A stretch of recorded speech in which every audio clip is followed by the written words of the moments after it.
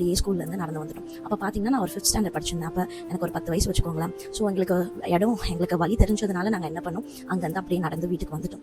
வந்துட்டு அப்புறம் என்ன ஆச்சு, அம்மா வந்து ஈவினிங் தான் வருவாங்க. அதுக்கு முன்னாடி நான் அப்படி நடந்து வந்துட்டேன், ஆட்டோமன் வர லேட் ஆயிடுச்சு, நான் ஸ்கூல்லேருந்து தனியாக நடந்து வந்துட்டேன்னு சொல்லிட்டு என்னோட ரிலேட்டிவ் ஒருத்தவங்க என்ன செய்தாங்க, நைஃப் எடுத்து நல்லா வந்து அதை வந்து ஹீட் பண்ணி என்னோட இந்த கையில் வந்து சூடு வச்சுட்டாங்க. ஸோ சூடு வச்சுட்ட அதுக்கப்புறம் நான் ஒரு 2 days அப்படியே ஸ்கூலுக்கு போகாமல் இருந்து அதுக்கப்புறம் நான் ஸ்கூலுக்கு போனேன். என் ஃப்ரெண்ட்ஸ் எல்லாம் என்னோட கைகளை பார்த்தாங்க. அப்போ நான் சொன்னேன், இது மாதிரி ஆட்டோமன் வரலன்னு சொல்லிட்டு நானும் என் ஆட்டோவில் இருந்தவளும் சேர்ந்து நடந்து போயிட்டோம், அதனால் வச்சாங்க அப்படின்னு சொல்லிட்டு. இதெல்லாம் அப்படியே கிளாஸ் டீச்சர்ஸ்க்கு எல்லாருக்குமே எல்லாருமே என்னை கூப்பிட்டு கேட்டுகிட்டே இருந்தாங்க. ஸோ கேட்டுகிட்டே இருந்தாங்க, என்னாச்சு ஏதாச்சும் எல்லாருக்கிட்டையும் போய் இது எப்படி நான் நடந்து போயிட்டேன், அதனால் அப்படி செஞ்சாங்க அப்படின்னு சொல்லிட்டு. ஸோ எதுக்கு நான் இதை சொல்கிறேன்னா, அது நடந்துச்சு. அதுக்கப்புறம் நிறைய காரியங்கள் நான் என்னோட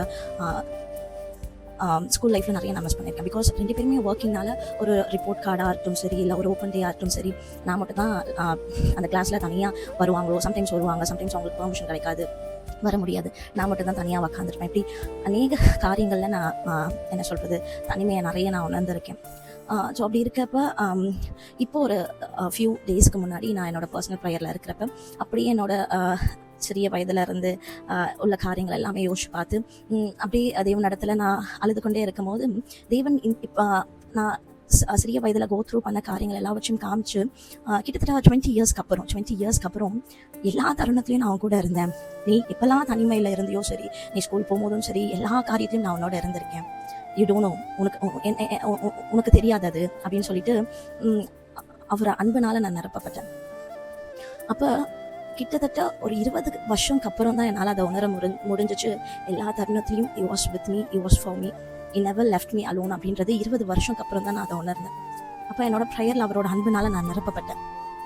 எதுக்கு நான் இப்போ இதை சொல்கிறேன்னா, அவங்க இடத்துல அநேக நேரத்தில் நம்மளுக்கு தெரியலை, நம்ம தனிமையில் இருக்கோம், நம்ம மற்றவங்களால காயப்படுத்தப்பட்டிருக்கோம், அநேக இடத்துல நம்ம புறக்கணிக்கப்பட்டிருக்கோம் அப்படின்னு சொல்லிட்டு நம்ம மாத்திரம் தான் அதை கோ த்ரூ பண்ணுறோம் அப்படின்னு நம்ம நினச்சிட்டு இருக்கோம்.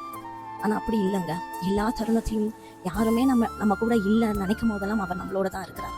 இந்த நாளில் கூட எரேமியா 31வது அதிகாரம் 3வது வசனம், ஆம், அநாதி சிநேகத்தால் உன்னை சிநேகித்தேன், ஆதலால் காருண்யத்தினால் உன்னை இழுத்துக் கொள்கிறேன். ஆமாங்க, அநாதி சிநேகத்தால் ஒவ்வொரு நாளும் ஒவ்வொரு நிமிடமும் தேவன் நம்மளை நேசிக்கிறார், நம்மளை சிநேகிக்கிறார். அவரோட காருண்யம் நம்ம எப்பொழுதுமே சூழ்ந்து கொண்டு தான் இருக்கு. அநேக நேரத்தில் அதை நம்ம உணர்றதில்லை.